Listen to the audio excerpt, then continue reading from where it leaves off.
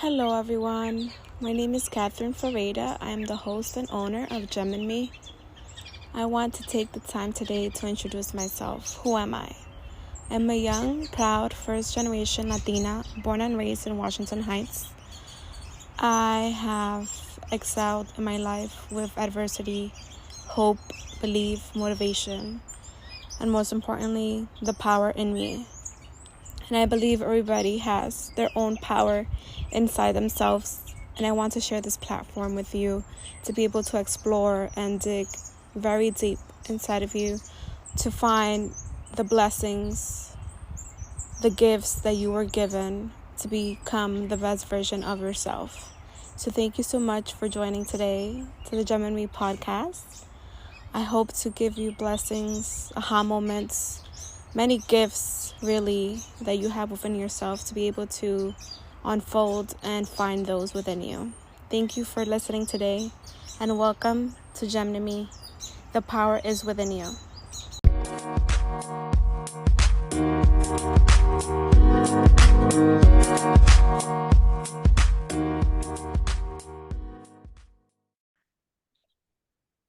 Hello, everyone. Thank you so much for being here today. Gem and Me here. Today we have an amazing guest, Sheba Simpson-Amsterdam, a leader, a friend, a colleague. We both are part of Leaders of Color, and that's where we met. So I'm so honored to have you today. First, I want to congratulate you for your publishing your book, your very own book. I am on assignment and so are you. I will be sharing the link so everybody can get their book in the show notes. So Sheba, thank you so much again for being here. Can you tell us a little bit about who Sheba is and what do you stand for and how this journey has been for you? First of all, thank you for having me as a guest. As you said, we met through Leaders of Color, and it's just like we bonded as a family. So I'm very glad to be on your show, on your podcast. Sheba, who is Sheba?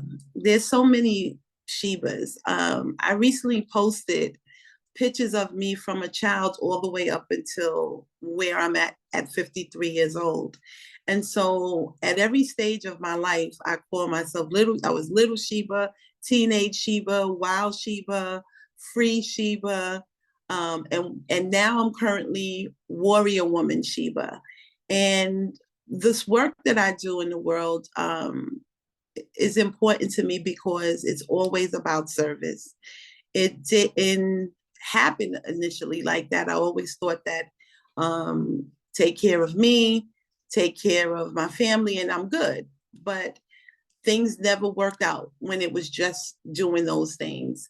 And eventually I got the message that my assignment here on earth is to be of service to others.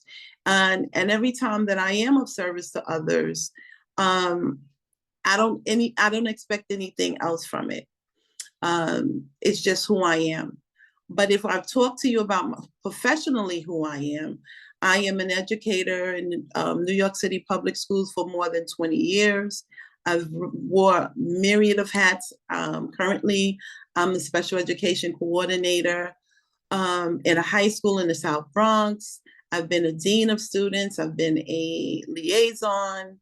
I am currently a new teacher mentor. I was a former mentor of New York City Men Teach, who empower men of color to get into education, stay in there and learn some great strategies so that they can represent our communities and have students see that there are men who look just like them in the classroom, so they know that representation matters. I'm also a CEO. I know it's a lot, right? No, girl, keep going. That's accomplishments. Yes, keep going. The founder and CEO of I'm on Assignment Inc., which actually came out of me running for city council in 2021.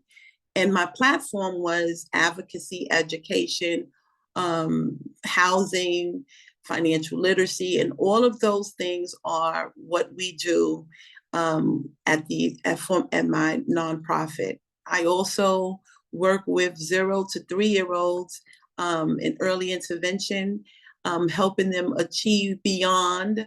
And that's actually the organization that I work for as a case manager. So there, again, it's always about service because, as Muhammad Ali said, service is the rent that we pay for being here on earth. And I think that I come from a lineage of people who serve, and it makes me feel good. And I think that we all should be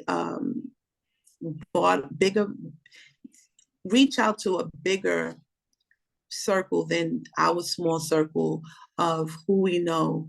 The skills that we have can transform lives that we won't even know about. And that's what it's about for me. That's amazing. Thank you so much for sharing. And it shows, you're devoted to your community, you're devoted to make an impact, to add value. And that's what I love so much about you is like you could see it, like you want to make a difference, and your devotion to the youth too. Yeah. That really, I feel like we have to talk a little bit about that because I feel like that's common ground and we can probably do some work in there. I'm already thinking about ideas of ways that we could collaborate. Of I'll tell course. you offline because it's good. No, no problem. Yeah, that's gonna be great. But I started reading your book, and the first thing that kind of popped up to me was your dedication to little Sheba. And I think that was pretty neat to like make that dedication to your inner child. I feel like that's very powerful and necessary in, a lot of ways. And I wanted you to share a little bit about your childhood and, how little Sheba was. It, so I'm going to be very raw with you. I'm one of 5 children, and I have one sibling. My youngest sibling, was killed by a stray bullet in 2014. I'm literally the middle child, so I had 2 older brothers, 2 younger brothers, and I can honestly say, growing up, I felt very, very alone, and I found solace in reading. I had, God bless her soul, my great aunt Jody had a daughter. She was the only child. And so Jody had everything. So everything Jody had, she would, like in terms of her books, my aunt would then send them to us. And I found that I love to read at an early age. I went to school learning how to read, and I didn't even find that out until I was 43 years old. That I literally went to school knowing how to read and comprehend because I read so much. I just escaped into reading because my brothers were actually really, really mean to me, especially my oldest brother. At one point, I literally wanted to die. I was a 6-year-old wanting to kill herself. Mm, And little Sheba I'm sorry. found the courage and the strength to, say, no, that's not what we're gonna do. And she always protected herself. She learned how to defend herself. She learned how to speak up for herself. And I may be speaking in third person, but Yeah. she is still me. She is Yeah. still that person, the little girl inside of me that felt invincible, felt vulnerable, had to learn how to fight like the boys, to protect both my physical space as well as my personal space. And I thank her. I thank her for running her race and passing the baton to me. And I promised her that I'll get us to the finish line. Wow, that's beautiful. Well, that's so powerful and very unfortunate, obviously, that you went through that. I'm sorry about that. And sometimes it's, um, you know, I would say unsure of saying sorry, right? Because you went through it, right? You went through it, you exceeded and you got out of that space. But Yeah, so many people don't get out of it, right? And I'm right. still in that space. And obviously we went through it and we still have like some hurt and wounds or things that we have to heal, but you surpassed that and you're a better version now. And I am Yeah. so proud of you for that. You. Because not a lot of people get to heal that stuff and say it like openly, of the things they went through. And the reason I asked, one, because it's on your book and kind of popped to me, but I feel like our childhood really marks, the person who we are, right? And it really starts there, Mm-hmm. how our parents were present or absent, or how our siblings, were there or not there. So it really makes a difference. So thank you for sharing that, Thank vulnerability you. to us. We really appreciate it. And I'm so happy where you are now. You're powerful. You're making it happen. So it's so powerful. Thank you. Thank Um, you. Apart from that, phase in your life as like a child, what would you say is another transformational phase in your life that you feel like really, I mean, obviously we never stop growing, but has impacted you to be the person you are today? Becoming a mother. Mm, And I'm going to tell you, and I can only be transparent. My oldest son saved my life. My oldest son, Aaron Michael, saved my life. I got pregnant with Aaron at 19. I had him at 20 years old. And he gave me the wherewithal and the strength to do what I needed to do, which was to go back to college. I had made myself a promise that when he turned 1 year old, I was going to go to college. My son's birthday is September 20th. When he turned one, I had been in school 3 weeks. wow. So um, he grounded me. He gave me something to love and something that loved me back unconditionally.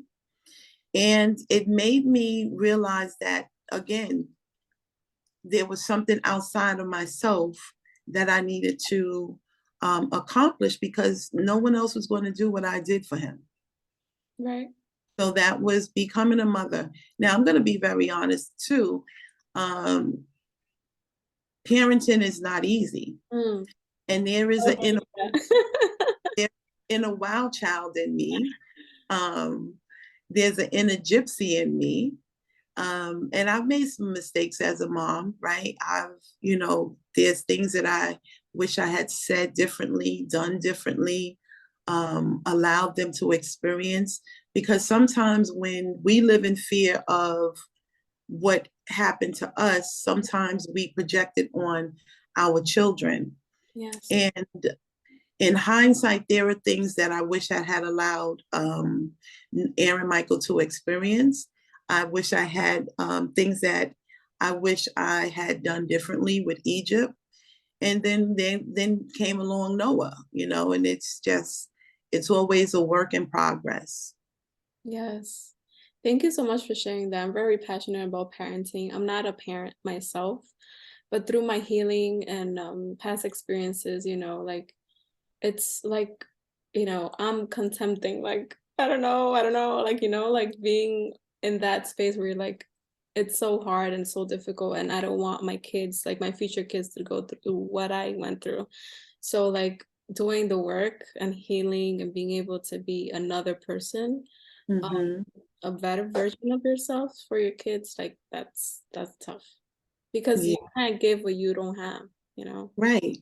Yeah. And you can't teach what you're now healed from either. Mm.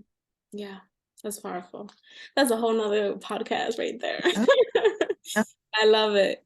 So how have you been able to identify and exercise your purpose? Ooh. So initially, when I went to school because I knew I needed an education and I needed to take care of my son. However, when I got to undergrad, I've finally saw instructors that looked like me. So I went to Catholic school from first to 12th grade. And in all of that time, I only had one Black teacher. And she was not even my teacher. She was my homeroom teacher, and she was miserable. And, she used to take our attendance, and that was it. Like there was like literally zero engagement. So when I went to college and met professors who were people who looked like me, successful, empowering, extremely intelligent, I said, I want to be that for other kids, right? And so I've always had this loyalty to education. I believe that education is, as Malcolm X said, is the key to your tomorrows, right? And I wanted to be to other kids was what wasn't given to me in the classroom. Mm. So I pursued teaching. And initially going into public schools, I was in shock of the chaos, the disorganization, because I didn't come from that. One thing I could say about Catholic school, they're going to do three things. There's going to be order. You're going to get everything that you need, and you're going to come out knowing how. Most of us came out knowing how to read and write, as well as basic math, right? So when I started working as a teacher, it was just shocking to me. And the first month and a half, I literally either cried at work, cried at home, cried on my way from work. And I said, no, my kids need, because I always call kids my kids, because I have ownership of them. When you have ownership of something, you value it more. You see the greatness and the brilliance in them. And so I wanted to give them what I was given to my oldest son, because my first group of young people were 8 years old. They were literally the same age as my son, Aaron Michael, was when I started teaching. And I saw the grave difference in the skill set, the love or lack of love for learning. And they were only 8 years old in third grade. And so I was determined to get them to be readers and to change their mind about teachers, and about going to school. And that's what I did. I love it. And Yeah, I it's went to a been public school too. whirlwind ever since. I went to a public school too, and I feel like um it was really unfortunate, right? Like I am mutual feelings about education, the value of it. I always was like the learner, or always getting the good grades and pushing to be better, and loving education, because one thing is to just go to school just because you have to. And Right. the other thing is to actually love it and find satisfaction and Mm-hmm. purpose. Right. And I did see that a lot, unfortunately, in the public school system, that, there was not order, there was not passion or organization, or I don't know. It was a lot of lacking, unfortunately. And that projects, right? That projects in the opportunities that they have in the future, and the relationships they make, the success, unfortunately, right? Yes. The mindset, and so much. So I really appreciate the work you're doing, and just making, one person's life better in the classroom could really impact the future. So It you're definitely does. doing a really good job and meaningful work. So thank you. You're very welcome. Another topic I would say that I wanted to touch upon in your book, I know you mentioned divinity, and I wanted to ask, what is your relationship with God? Oh, so I was raised Catholic. Okay, I went to Catholic school. But I used to get in trouble a lot in religion class because there were so many questions that nobody wanted to answer. And so I got in trouble a lot. And so I was turned off. But I was raised in a house that, there is respect, and there is rules that we follow based on the Bible. But then as an adult, I got to the point where I'm like, I've been so church hurt. I tried to be Baptist, I tried to be Protestant. And you go to these churches and you see these cliques, you see all this high drama, and you see pastors saying that they are, your confidants, so you can go to them for counseling.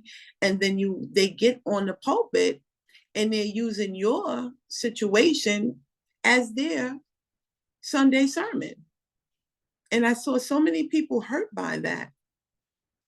But I'm definitely a spiritual person. I know that there is a power higher than me that protects me. I, you know, I say my prayers, maybe not on my knees, but I pray incessantly in my head. I pray for others. I pray for me. I pray for the world, because I know that love overshines and outshines hate. I know that it may look like the devil, if we want to use that, is winning, but I do believe that in the end, good does surpass evil. And people show us every day that there are human beings who are angels just in human form. You know, I've experienced people who helped me out of the blue. For example, years ago, I went out to Maryland and I went to visit someone, and it was not a good situation. And in my haste to get out of there and pack in my car, I put my wallet on top of my car and drove off.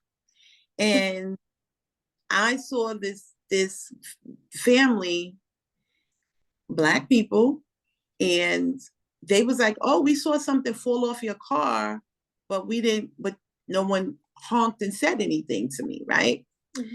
So I literally had no money. I'm coming from Maryland, so I have to go get gas and I have to do this, and I'm like, how am I going to get home? And this woman, out of nowhere, this white woman, "Are you okay?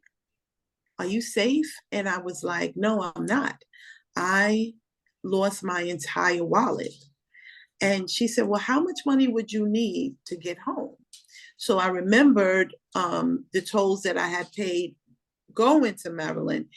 And I was like, probably about $30, the woman took out $30. I said, "Can you give me a phone number and your name?" She was like, "There's no need for that. Make sure you get home safely." And so there are humans who are walking around, or angels walking around in human form. So fast forward, I get to New York. Again, now I lost my keys and everything. So my keys, everything is lost. So I had no anything. When you go to the bank, you have to show your ID if you want to get money, because my cards, everything was gone. I go into the bank. I need to speak to the bank manager. At the time, it was called Commerce Bank before it was TD Bank. So that's how long I've been with TD Bank. I was with before it was TD Bank. And so the bank manager comes out. I tell her my story, and she says, "Okay." She said, "Who opened your account here? Now, do you remember who opened your bank account? Do you know the person's name?" No. God is the universe is very funny. So when I opened my account there, the young lady's name was Walona. She was this really pretty young lady with this old school name, and Walona was the family friend of the from Good Times. So the Evans family. So she was their next door neighbor. So I said, "Did your mother," when I was opening my account, I said, "Your mother named you after Walona from Good Times?" And she said, "Yeah." So when the bank manager asked me, "Who opened up your bank account?" I really feel like that was God, because who would ask that question and who would remember it? Mm.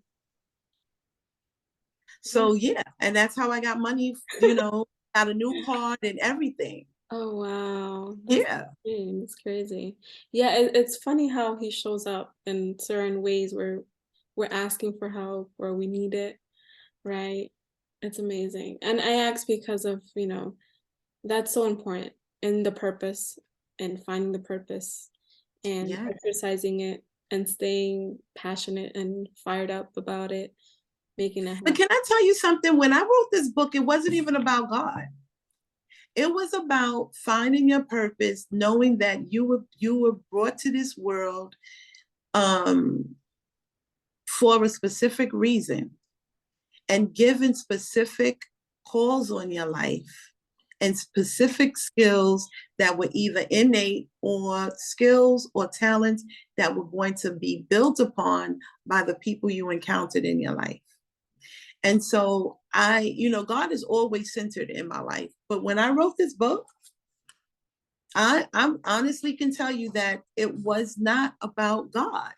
It was about finding your earthly purpose. That is impactful. Because I feel like coming into your purpose, like that's my next question. So, I'm talking from experience. To find your purpose, you have to like do a lot of work, check your passions, see what makes you happy, what, fires up your soul and feel like you would do without even being paid. So Yes. like what would you say to someone who's trying to find their purpose, right? From your experience, right? And in your walk and trying to find faith at the same time. Because Yeah. in order to kind of know your purpose and know that you're gonna fulfill it, you have to have faith, some type of faith. Yeah, you have to have some type of faith, right? Yeah. So for me, there's four things that you should do. One, whatever you're good at, whatever people are always saying, you're really good at that. And that is probably something that is part of your calling. The second one is reaching out to people you respect. And I mean really respect, not just someone that's fly by night, but someone that you feel confident that what they're going to tell you is going to be direct you in the way in which you should go. And it's not that they're going to give you all these glittery words that you're perfect, but they're going to tell you, this is who I see you are as. Because sometimes other people see in us what we can't see in ourselves. Yeah. And I know that was true for me for many, many years. Because if you can't believe it in yourself, you can't do the work. And the work has to get done. So you have to get out of your way and find, this voice within you that says, this is what you're supposed to be doing, or you're going to keep hitting a wall. And everything that you touch is not going to come to fruition because you're not walking in your true purpose. That's true. That's so true. So you said, what are you good at? Reaching out to people you respect. And what was the third one? So going to chapter 4 of the book. I love it. Go into chapter, it's either 3 or 4, hold on. Get into your purpose. Oh, so no, chapter 3. Pay attention to what you're good at. Ask other people. Think about what makes you happy. And that goes back to what you said earlier. Would you do this if you weren't going to get paid? Mm-hmm. Right? And then don't be afraid to step out of your comfort zone. And one of the things that when I did my keynote speaking on the 1st of January, one of the things that I told people that when I was a kid, my brothers were trying to teach me how to ride a bike. And I kept falling and hurting myself. And then I eventually gave up. And to this day, I don't know how to ride a bike. So I tell people, don't be like me, go out there and fail at something, but keep trying until you get good at it. Step out of your comfort zone, do something that you never thought that you could do. So one of the things I did, people think because, I'm an educator, I'm in front of people all the time, I can easily, public speak. Yeah, to a certain extent, right? But I stepped out on faith that what the message that I had for the world was going to be impactful enough that other people would want to hear it. Right. And so that's what I did. It's bigger than you. It's bigger than me. Yeah, it is. So those are 4 things that you have to do. I love it. I'm taking notes. Well, you have the book, girl. You got the book. Yes, I know, but still just taking notes. You have to hear it more than once and kind of it, so. That's when learning takes place. Yep. Hear it more than once. So how would you identify or discover your skills and talents to know like, okay, this aligns with, the path or the purpose? Well, I know that for me, being of service of others, and I have this unique way about me that as a child, people always told me there's deepest secrets. Even as like literally as a child, grown-ups would tell me things that, and then would be like, I don't even know why I told you that. And matter of fact, I had a conversation with an older woman last night, and she just started telling me all of this stuff, and she stopped in mid-sentence. She was like, I just feel so comfortable talking to you. Yeah. And that is why I have been a successful teacher, because kids, oh, kids realize, I'm sorry, my phone, I thought it was plugged up. Kids realize that I hear them, I see them, I value them, and it is part of who I am and the work that I do. Um, I'm grounded in the fact that I know that I'm not perfect, but I know that I'm a connector. I know that have the ability to put two really unique and distinct personalities together, and they create magic. I don't Through the work that they do, through the conversations they have. So I call myself a connector. Yes, I love it. Well, people say stop introducing people because all they're gonna do is knock you out the box and they're gonna take all the credit. I said, let me tell you something. What's for me is for me. Mm. If their connection is going to help someone else, I'm okay with that, because they're gonna always know when they see me that whatever they have, part of that came from a connection I made with them. Right. So I'm okay with that. Yeah. It's very humble of your part because I mean I could relate to it. It's funny how we are so similar. Oh yeah. I'm a connector too, and I learned that when we took our assessment in leaders of color. That's one of my strengths, and I have seen that, where you connect people and it comes and flourish and becomes something else. So I mean it is a gift for sure. It is a gift. And it's part of creating communities, right? And that's powerful in itself. Can Uh, you see me? I'm sorry, I went out. yeah, I can see you. Okay. Okay. How do you defeat fear and doubt? Because it comes to the best of us. Ooh, I do a lot of things scared. Yeah. I Running for city council, I did it scared. I did it unknowledgeable about a lot of things. If you remember the conversation we had, and I told you all the sabotage that took place in regards to my campaign. But I feel like fear is supposed to push you, not to stop you. And I live by this code, and it's actually a chapter in an anthology that I'm a part of. You could block me, but you can't stop me. There you go. That's that's it. I'm That's gonna so find true. a way. I am Comes going to. and goes. I feel like that's part of the human's experience to be, fearful and doubtful about because we're getting out of our comfort zone, like you mentioned before. Something you Mhm. haven't done, or that you're like, oh, I don't know what to do. I'm gonna, not do I it. had to get out of the bad habit, and it's not even get out of it. I'm still a work in progress with procrastination. I always say, "Oh, I'm the comeback kid. I'll wait, I'll wait, I'll wait." But I'm always like, well, what if you had did what you were supposed to do? Yeah, Mm-hmm. this is good, but imagine what it could have been if you had did what you were supposed to do in the time that you were supposed to do it. Right. So Yeah. yeah.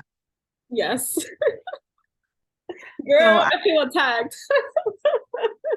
think that I'm still working. It's a work in progress. It's a It's, work in progress. We're not perfect. It's something, that we work on every day, and that's part of the journey. yeah. What is one of the greatest advice that someone has given you? Uh, so much. You could share a couple. I'm trying.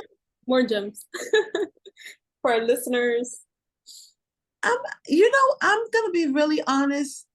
When I was interviewed by Judith Rivera, when I started, I was interviewed to teach, and she suggested that I became a special education teacher. And after the interview, she said, "Okay, so you've passed my, I want you, but you have to go through this other procedure, and you have to meet this group of people, and and to get offered the job." And I'm like, "Okay, no problem." Bah, bah, bah. So I'm walking out her office, and she calls me back, and I'm in my head, "Oh God, what happened?" Maybe she's rescinded. I turn around, I said, "Yes, Miss Rivera." She says, "When they offer you the job, and they're going to offer you the job, take the job." Oh my God. She manifested it. She never That knew was that. that was great advice. Another piece of advice. I'm trying to think like what it. Oh, it wasn't advice, but it was an an observation that my one of my professors made. So we had this assignment that we had to stand in front of the class, and we had to tell who we were and our life experiences. This was a special education law class. And I told him all the experiences that I had went through, and he was staring at me, and I'm saying to myself, "What is this man staring at me for?" And then he said, "You know what, Sheba? You have internal fortitude." He said, "I don't know if I could have survived all of that." He was like, "Kudos to you." And at that point, I never thought about my life experiences. I experienced it, I felt it, I moved past it. Mm-hmm. So I've always kept that phrase, internal fortitude. Never give up your internal fortitude. It'll get you to places that anxiety, fear, anger will shut you into a corner. So my words to anyone is to be committed to having internal fortitude. And then I'm going to talk about Michelle Obama. Yeah. When they go high, when they go low, we go high. But that was just in recent times, right? But I also am that person too, that like Malcolm X said, "Stay low and keep shooting." Yes. Keep low and keep shooting. Don't let anyone deter you from what you know that you're supposed to do. And so that's what I continue to do. I love it. And it's just keep pushing and keep, even though, things come, life happens, right? Obstacles, red tape, Yep. I mean, I commend you, like being in the education system is a hot mess, but we need you in there. We need them there. And then we also and then I can't not mention Maxine Waters when she was questioning one of those people in one of those panels, and she was like, reclaiming my time. I'm reclaiming my time. Like I'm not going to allow anyone to take me out of a place or make me go through verbal judo with them based on what they think I should be doing, how I should be responding, or who I should be. I'm a monolith, right? I'm not a monolith. I am so many people within one person. There are so many things within me that you'll never be able to define me. And if you try to define me, I'm going to say, "Okay, that's what you think." Right. Until I tell you who I am, you can't tell me who I am. Yep. And nobody can tell you who you are. Right. That's it. That's it. So I also wanted to ask you, what is the most important lesson you have learned in your lifetime? Never do anything for money. Mm. Never do anything for money, because if you think that money is the most important thing in life, you're going to become a shell of a person. You're going to lose your soul. You're going to lose your integrity. You possibly could lose your freedom. And you can lose people who really could have been an impact, that could be an impact on you. One of the great things that I believe about myself is that I have loyalty, and loyalty means everything to me. There are people I can't stand who have shared stories and experiences that they had that I'll go to my grave with, because that's just who I am, right? My character says that I need to be able to look at myself in the mirror. And if I sell my soul, then I'm selling out my people, I'm selling out my destiny, and I'm selling myself short. So never do anything for money. That's going to make you look at yourself in a way that you're ashamed. Yes. And I have another question for you to conclude. And after that, you can ask me questions too. I always like to give my guests a chance to ask me a question if they have anything in mind. What do you want your legacy to be after you part this earth? Ooh, that's a powerful question. I want my legacy to be that people know that I cared.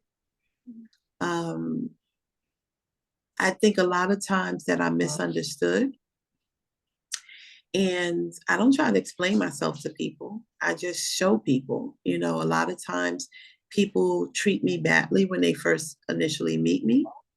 And then when they realize that they made a mistake and they want to come back and be decent, I'm like, no, keep that same energy. Maybe not those words, because, keep that same energy just came around. But I let people be who they are, and I'm going to be who I am. So for my legacy is that I cared, that I educated somebody's children, that I made a change in my community, and that I loved wholeheartedly. That's awesome. That's all we need. Right? That's all we need, love. More of that. And this world. And that,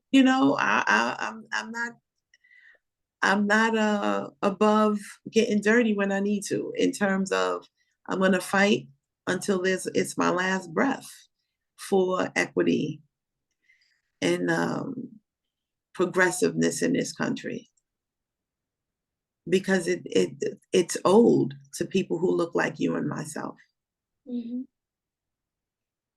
It is. So I want my legacy to be that I was the change that I wanted to see in the world. That's beautiful. Thank you for sharing. Do you have any questions for me? Yes. What made you decide to create this platform, to create this podcast, to give people like me a voice, to tell our stories? Yes. Thank you for that question. Nobody has really asked me this question before, so I'm honored that you asked. And the reason I created this platform was because I've been through a journey similar to you, very lonely and independent growing up, right? And looking for motivation and ways to heal and to grow. And education was my fuel for a long time. That was like, okay, I'm doing good at school, at least I could do that, right? At least I could have that. And so that was like what kept me sane in a lot of ways. And so I was like, there's so many people out there with stories, with, traumas, generational traumas, relationship, parenting, lack of communication, just a lot of hurt and emptiness. And I was Yeah. like, I need to like get this out. Like people don't talk enough about like traumas when they were younger as a kid, or present traumas, and lack of communication with parents and daughters and sons, and boundaries, and all these things that I talk about in this podcast. I feel like we don't talk about it enough. And I feel like Right. it's the key to make us more connected, feel more loved. And this is the purpose of it. Is like to use all these tools to talk about these things and use it to become a better version of ourselves. Because if we don't talk about it, then we don't know about it, we don't resolve it, and so that just is just like a void inside of us, like a heavy heart of things that Yeah. we don't get out. So this is why I created Gem and Me, to like get the word out, talk about these things, heal as a community, become better, and tell people they're not alone. Like everybody's going through something, everybody went through trauma, everybody has things that we battle with, didn't day in and day out. And Yes. we're human, and it's part of, we project sometimes, or celebrities and social media, that people are perfect. We're not perfect. Everybody is going through something, everybody Yeah. is fearful, everybody's fearful, everybody's going through something. So just like knowing you're not alone, and that's what I do with this. I'm sorry, Bella is a whole. It's okay. She's recording, Bells. That is amazing. Can you tell me the Jim and me? I thought maybe she's a Gemini. I am. I am. We're Yeah, both Geminis. Gemini sisters. Right, because I'm the one who created our birthday calendar. Yes, yes. I'm a Gemini too. We're Yeah, Gemini. It's crazy how we yeah, like clicked, or like filtered. yeah, I always attract Geminis. It's so funny, but it happens. yeah. That is so fun. Yeah. Really a great experience. I actually miss all of you. It's so weird that we met one time in person and Mhm. then at graduation, right? It was like, but we bonded in those 6 months via Yeah. Zoom. the Zoom, Yeah. We you became know? family through Zoom. It's funny, but it's Yeah, so true. I yeah. miss you guys too. And we were vulnerable and real, right? We had that space. Or, And it was a great space, and so honored to know you and to have you yeah, on here. So proud of the work you're doing. I'm Thank you proud of. for, being here and being vulnerable and open to your story. Thank you. I'm looking forward to seeing the great work that you continue to do in the world. Thank As you. look at, I know you're like almost 20 years, 20, 30 years younger than me. So my advice to you as a older person is just to live, live and make the choices that's best for you, not for someone else, not for um, definitely not for what society says we should be doing. Do it for you. Live your life for you. Don't live with regrets, because I have so many. I have so many regrets. Oh, hi, Bella. That's Bella. I Say love hi. I love doggies. I have two of my own. But thank you so much. That's so powerful, because, life, it comes obviously with, like I said, your childhood, your beliefs, those traumas of generations passed on to you, Mhm. mindsets, limitations and doubts and fears, and you name it, right? Yeah, And we have so much to live for, and we don't live sometimes our potentials, because all those things that I mentioned are yeah, holding us back. yes. And that, Fear. yeah. Fear stopped me from going to law school. Scarcity mindset. Oh, I can't afford it. And then I end up with my first child, Mhm. you know? So yeah, I'll take chances. Take chances. Get on that plane and fly. You know, Hello. um, buy that house, whatever it is that you want to do. Set boundaries early in relationships. And you know what? I'm gonna give you some advice that I wish someone had told me in my early years. when dating, give yourself 30 days before anything intimate happens, because in 30 days, you'll be able to see who this person is financially, how they interact with their families, um, their occupation, how they deal with um, setbacks, how they deal with their exes, because that always shows up somewhere. What are their beliefs in family, their religious beliefs? You'll find all of that out in 30 days, and you'll be able to make a sound choice. Should this person be someone that I become intimate with, share myself with, both spiritually and physically? Is that someone I want to have children with? Yes. Because that is major. And I wish someone had been there to say those things to me. But I think about my mother. My mother was very young with 4 children. By the time she was 22, she had 4 kids.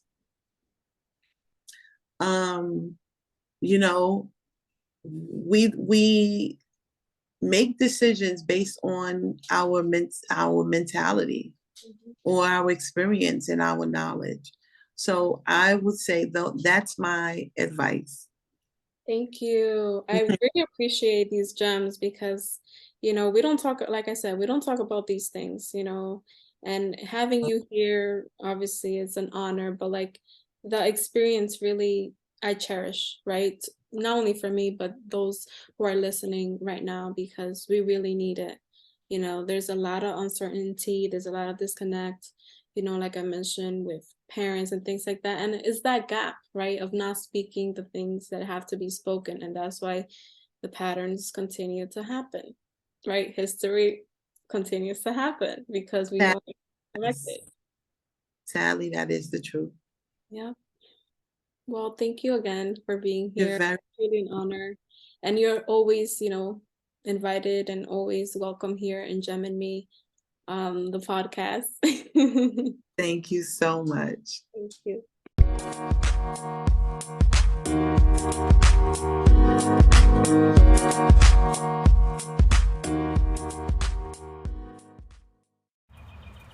Hello, everyone. Thank you so much for listening to today's episode. I am so grateful that you're here listening to my podcast, Gem and Me.